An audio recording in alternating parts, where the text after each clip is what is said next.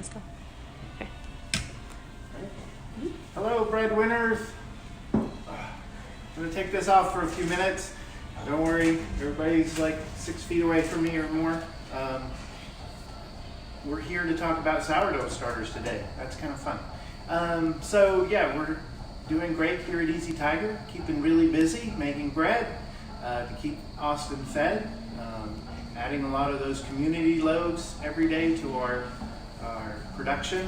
We're doing at least around 200 every day we're baking extra to fulfill all those community loaves that y'all have purchased. It's really wonderful to work together as a community and keep people fed who really need it. And we're having fun with the Breadwinners group. It's just amazing to see this community to come together, and like I try to go on at least every day and answer some questions and stuff, but I'm also just thrilled I get to see you all answering each other's questions, and it's just really fun. And there's some fantastic looking breads that have been made. So today I'm going to show you a little bit of troubleshooting about starters and answer some questions that y'all have sent in about starters. So again, a sourdough starter, what we're talking about right now, is a culture of wild yeast and some bacteria, some lactobacillus that go along with it and that produce those wonderful acid flavors and the wonderful full flavor in a bread. It's also used to leaven the bread. So it's a natural wild yeast culture, and to get that, we need to perpetuate that. We need to keep feeding it because it is a living thing. So we need to take care of it, we need to maintain it, we need to feed it. And we need to bake with it. So let me just show you a few things. So these two right here are a great example. This is what your bulk feed should look like after the 3 hours. So you do your wake up. If you had your starter in your refrigerator and you, for a few days or a week or so, and you're ready to bake in a couple days, then you feed it the night before and let it sit out at room temperature for 8 to 12 hours or so. That's called the wake-up feed. That's just getting it activated again because it's been slowed down. It's been dormant in the fridge. There's a little bit of activity certainly, but it's slowed way down. So you're gonna warm it up and wake it up with a wake-up feed. So that's taking that 100 grams that you have in your fridge, adding another 100 grams of flour, and some warm water, 60 grams of that, and letting that sit overnight. At least 8 hours, 8 to 12 hours, depending on your schedule. You don't have to do all these wonky schedule things. You can you have a window there. But then you want to do your bulk feed to get it ready for your recipe. And the Easy Tiger country sourdough, I use a French method where after I do that final bulk feed, I make my dough about 3 hours afterwards. That gives it really good leavening power and an interesting complex flavor without being overly sour. If you want more sour flavor, then you should wait longer after that bulk feed to make your final dough. That will increase the sour flavor. So these I fed last night. I did my wake up. And then this morning, I fed these at 11 a.m., 3 hours ago, to do my bulk feed. The difference between these two is what temperature water I use and where I kept them. So this one I used warm water, about 90 degrees, and I came out with a perfect 73-degree starter. And I kept it in a nice warm place. And it's grown to, this is the starting level, it's grown to 3 times its size. That's fantastic. This is a very active, mature sour. It has not fallen yet. Again, if you want a more sour flavor, let this go a little longer, a few more hours, and then it's going to crest and fall in on itself. And then that's after its peak, and you'll get more of a sharper sour flavor from your dough if you wait longer. But for the style dough that I like to do, I'm ready to go with this one right now. So this one was fed the same time, and it's definitely active. You see that was our level, and it's risen some. It hasn't even doubled yet. I fed this with 70-degree water and came out with because of the room temperature and the temperature of the starter and the flour, I came out with about I think a 68 degree. So it's not even that much difference in temperature, 73, 68. But I kept this in this pastry room where it's cool. It's about 65 degrees in here because we do a lot of work with butter and chocolate and stuff. So this one, now there's nothing wrong with this starter. It's not inactive. It's still active. It's growing. It's just going to take longer. So if you don't have a nice warm place to keep it, then you just have to wait longer. And you'll want this to get at least double. It might take quite a long time for it to triple, but at least gets double, and you can make a dough for that. So because this is slower, it's also going to build up a little bit more of that acidic flavor. I did a test just to see what would happen if I used the hottest tap water I could, which was 125 degrees.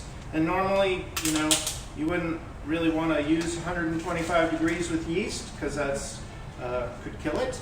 But I didn't kill it. This is risen. This is a smaller container, but this is more than doubled in size. But that's because of the temperature of the starter itself, and the flour buffered that hot water. Now I took the starter and I even warmed up the bowl so it wouldn't cool it off too quickly. And I'm not recommending doing this, but this was an experiment. So I did that and put the hot water in there and mixed it up and then added the flour. And in the end I came up with, it was like an 85-degree starter, and you see it's super active and did just fine. So I didn't even kill it by using hot water. But don't use hot water. Use about 90 degrees and you'll get this perfect rise like that. So another thing that I did when I fed this one, so I fed these two at exactly the same time and pretty much the same way, but I didn't mix this one very well. You can see you can see how it isn't all incorporated. And you see some flour on the bottom and stuff. I did that on purpose to show that a thorough mixing, now you don't need to knead it for 10 minutes or anything and develop a lot of gluten, but you need it to be smooth and not see different, you can almost see different colors in here where the starter isn't completely mixed in with the flour and the water isn't fully distributed in there. So you want a nice homogeneous mixture and you'll get a nice rise like that. These were fed, other than how totally I mixed them, there was no other difference. I used the same temperature water and the same feed starter for these. So that's one thing that I have seen in a couple pictures. Make sure you work it just a little bit more. Again, you don't need to knead it for 10 minutes or anything. It takes 2 to 3 minutes, but you just want to make sure that it's very homogeneous in there. David, we have a question from Tom. Do you need to adjust anything for high altitude? With yeast baking, not so much, especially with sourdough starters. It's mainly the temperature. When you get into chemically leavened, that sounds really awful, but if we're talking baking powder, baking soda, that's when you need to really make some adjustments. You might also, high altitude is usually a drier climate as well, so maybe a little extra water in your dough. But as far as yeast activity, high altitude doesn't really affect it that much. That's what I've read. I've never lived up there, unfortunately. So I go to some of these questions. Julie C. asked, how can I tell when my starter is ready for use? Again, you want to see this nice rise and the dome top, or if you want it to go a little bit longer, let's see if I have one that's kind of peaked yet. No. Well, I have one that's way over peaked, but anyway, that's what you're looking for. I have actually, you asked about a liquidy starter too. I also did an experiment where I did this one, where I fed it, I corrected it to 100% hydration. That means equal parts flour and water by weight. And it's a little sluggish. It did give me some activity. This is the one I fed again at 9 a.m. I'm getting decent activity out of this. This is one that was just fed last night. So I get some good activity there. But I think, you know, if I fed this for another day like this, then it would sort of be accustomed to this new hydration. I find that when you make changes in your starter, that it takes a little bit for it to adjust. So you're looking for this nice rise and then these nice, you see the porous nature of it, that's what you're looking for. David, we have a question from Lee.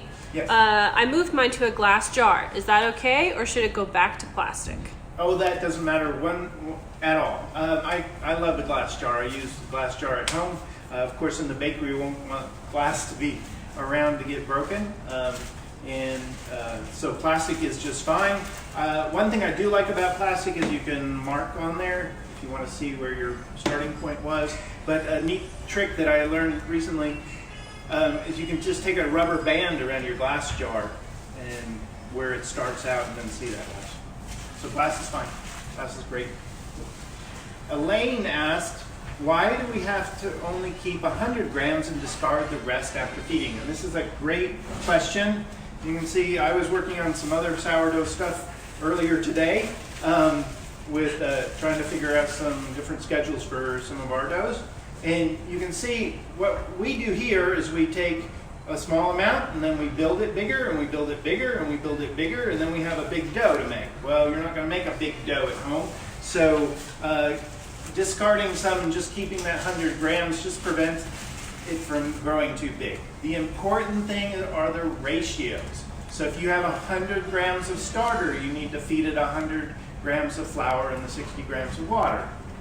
If you start out with 200 grams of starter, because you didn't discard, you have to feed it with 200 grams of flour and 120 grams of water, so you can see how it's going to incrementally get bigger and bigger. That's why we discard. But then the bulk feed gets it bigger like this, so you have enough to make in your recipe and still have that 100 grams to put back in your fridge. That's why we do the discard. Someone else asked about the discard and whether you have to use it right away. Most discard recipes, and I haven't gone super in depth with this, but most discard recipes you're using the discard for flavor more than for actual leavening. So yes, you don't need to use it right away, just put it back in your fridge. And if you have some accumulate, because you need more, or you're just not ready to make one of those discard, that should be fine. I wouldn't let it go for more than about a week though. Because it's just going to get way too sour, and then you're not going to have a pleasant flavor in whatever your discard recipe is. We have a question from Beth. I've been feeding my starter with AP flour, but I want to transition to whole wheat. Is there a good process for this, all at once or in increments? Great question.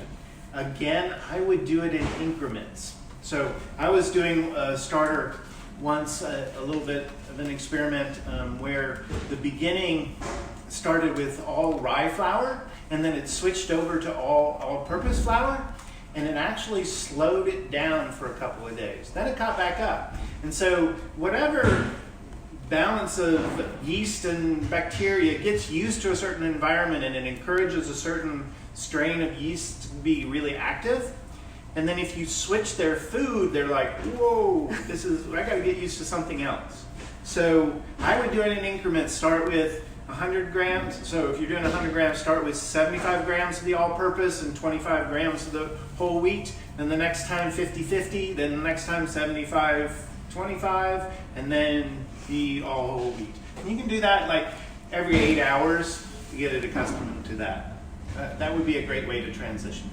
Now, because you're going from wheat to wheat, you maybe wouldn't have to do that, but I bet it would get it more accustomed faster and better. All right, Adrienne C. asked that she miscalculated her timing and fed the bulk sour starter at 8 a.m. this morning. It's sitting on my counter. Can you refrigerate it and bulk feed it again tomorrow night and start the process over? So I think maybe we're getting the terminology a little bit mixed up. The bulk feed is actually after the maintenance feed. So the maintenance feed is the one that takes the 8 to 12 hours. The bulk feed is building it up so it's big enough for your dough and to have something left over. And so actually at 8 a.m. I would have made my dough around 11. But if you're still on, Adrian, and you want to make dough today, you can. Then you have that 2 to 3 hour, or about an hour, hour and a half fermentation, and then the proof after that. But that means you'll be baking this evening, not even all that late at night. Or you could just leave it out today and then do another feed this evening if you want to. But I would leave it out at room temperature at this point. I wouldn't go back into the fridge at this point. You really don't need to. You just need to probably discard some, but take some and feed it again, and then it'll actually be even more active. Katie Baxter says, how do I know if my starter has gone bad? Okay, it doesn't do this, and it doesn't do this at all. It just kind of sits there. And I have one. Oh, I have this one. Oh no, I have that one that's just kind of smells kind of a little bit sour. I bet I could revive this one, but it's kind of, and this one too. So this one hasn't been fed in a couple of days, and it's been kept really warm. Now it looks like it has some activity and stuff, but you can see it's really sticky and it's pasty. It's not like a good starter at this point. Even this one. See how it's sticky a little bit, but it still hangs together. It has nice development. And this one is just pulls right apart. This is starting to get way too sour, and you're going to have trouble with this, but you can still bring this back. The best way, so if you start to get really liquidy like that, if you're feeding it that 60 grams, like I have this other one that's liquidy, but it's liquidy because I added extra water. But that's different. You still see that it has nice structure to it. Whereas this one is just kind of almost slimy, kind of not pleasant. So this one is that you don't want it to get that, like this texture. Now you could probably still bring this back, and the best way to do that is by feeding it extra flour. So instead of starting with 100 grams and adding 100 grams of flour, start with like 25 grams of this and add it and feed it 100 grams flour and the 60 grams of water. And that'll give it extra food for it to sort of revive it a little bit. That's something you could try if you get to this point. So yes, this is what a not so great starter looks like. But can you kill it? Eventually you can kill it. It takes a while. I didn't, we kind of came up with this idea just a couple days ago, and so I haven't been able to really kill one yet. No zombie starters. Yeah, no zombie starters, but yeah. All right. What else? Kristen asked, do I reserve the 100 grams of starter for later baking after the maintenance or the bulk feed? Probably out of your bulk feed. That's kind of why this bulk feed is more than you need for your dough, because you want to have a little bit extra to put back. So you do your bulk feed, now you're ready to mix your dough, take that 100 grams off, put it back in your container and in your fridge directly, and that's how you maintain that. So then Lynn asked, do you really have to weigh everything? Because she doesn't have a scale. So no, you don't. You can do this with cups, measuring cups. That's just fine. We've provided those measurements in the recipes. The one problem is that makes it a little bit difficult, but don't worry that much about it. So you can see this is 100 grams of starter. Which other one is? And this is 100 grams of starter. You can see by volume they're kind of different depending on the activity of the starter. Okay? Yeah. So you can see there's quite a bit of difference. So the flour, yes, so the best way to measure flour is to take your cup and pour it in with a scoop or something and then level it off. Don't scoop into the flour or you'll get too much flour. And then water, of course. Water is easy to measure by volume. But the starter is a little bit trickier, but you're going to be in range, because especially if you're on the right schedule. And you see some, also pay attention to the rise. Like, you know, this one started at this volume and is 3 times the size. So I hope that kind of answers that. So of course I really like using the scale. It keeps those ratios really more exact, but you're fine if you don't have a scale. You can still do this for sure. Bevan asks, I keep my mature 100% hydration starter out of the fridge since I'm only working part-time right now. How important is it to feed twice a day versus once a day?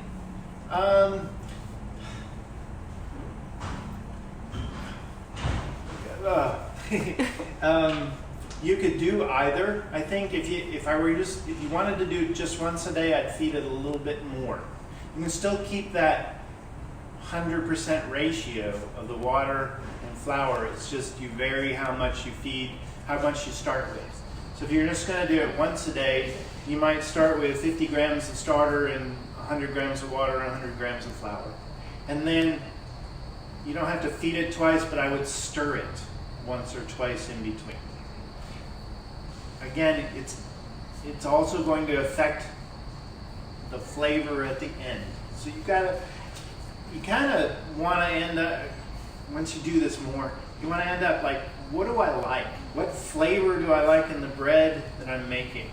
Do I want it less sour? Do I want it more sour? That kind of thing.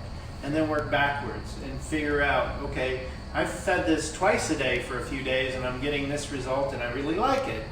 Try feeding it just once a day and see how it changes the flavor of the bread and the timing of the bread, because it'll take a little bit longer to ferment. Try different experiments like that. But so there's no hard and fast rule that you have to feed it twice or have to feed it once. But again, it's like, what do you like or not like about the bread that you're getting from that starter? So Melissa M. asked a great question about whether you could freeze starter. In this form, in this fresh form, you really can't. It's not a good idea. Yeast, and especially this culture of wild yeast, doesn't do very well in the freezer, unfortunately. So it's kind of interesting. It's like the refrigerator is great to hold the starter, but it's really horrible to hold a baked bread. Whereas the baked bread freezes really well, but starters don't do so well in the freezer. It will kill some of the yeast, and you'll have a less active sour. We have a question from Julie Cole. She's asking, how can I tell when my starter is ready to use? Mine seems to be more hydrated, liquidy, and doesn't really float when I attempt the float test. Yeah, so especially if it's more liquidy, the float test is probably not the best test to do. Again, you're really looking for like the activity of it. So if you can feed it and put it in a container where you can measure the rise, where you can visualize and see the rise, that's what's important. So if you're not getting, like this one, you're not getting even double in the 3-4 hours, then it's a little sluggish, and there may be a few reasons. Again, temperature makes a big difference. This was fed with warm water, this cooler water, and this is kept in a cold room, and this is kept in a warm spot. So this will come around, but it just is going to take longer. So I have some activity, but if you're flatlining, if you're not getting any activity, then maybe something else is wrong. Maybe, and especially if you're saying yours is more liquidy, maybe it's more like this. And tell me, you need to see, is it liquidy like because it's gone too sour? And is the smell really sharp, vinegary? This has kind of a it's not even unpleasant yet, but it's just kind of sharp, vinegary smell, where this one is just more mild. It has there's some sour notes there, but it's not overpowering me. And this one is pretty strong. So those are some clues. So if you're getting into this, then as I said before, the way to try to revive something like this is to feed it proportionately more. So instead of taking 100 grams of starter and feeding it with 100 grams of flour and 60 grams of water, take just 25 grams of a starter that's like this and feed that with 100 grams of flour and 60 grams of water, and see if giving it extra food for a couple feedings won't revive it like that. Okay? Gretchen asked, what happens if you're traveling and won't be around to feed it for a few weeks? Well, I would just leave it in the fridge, and when you get back, well, first of all, I would feed it before you leave, feed it extra. Give it an extra, a big meal, a feast before you leave. So like I said, take just 25 grams of starter, even if it's a good starter like this. Take 25 grams of this, feed it with 100 grams of flour and 60 grams of water, and then you still want to leave it out for a little while, like an hour or so, to make sure that it starts, and then put it in your fridge. And then when you get back, do the same thing. Just use a little less of it, like 25 or 50 grams, and feed it with a little extra flour for 1 or 2 times. And I think, if you start feeding it, and you'll want to take a couple of days before, and you probably wouldn't do this anyway if you're traveling, but don't come right in the door and expect to be making bread that night. It's going to take a couple of days to get that back going, but I bet it'll be fine. David, do you offer sourdough babysitting? Yeah, no.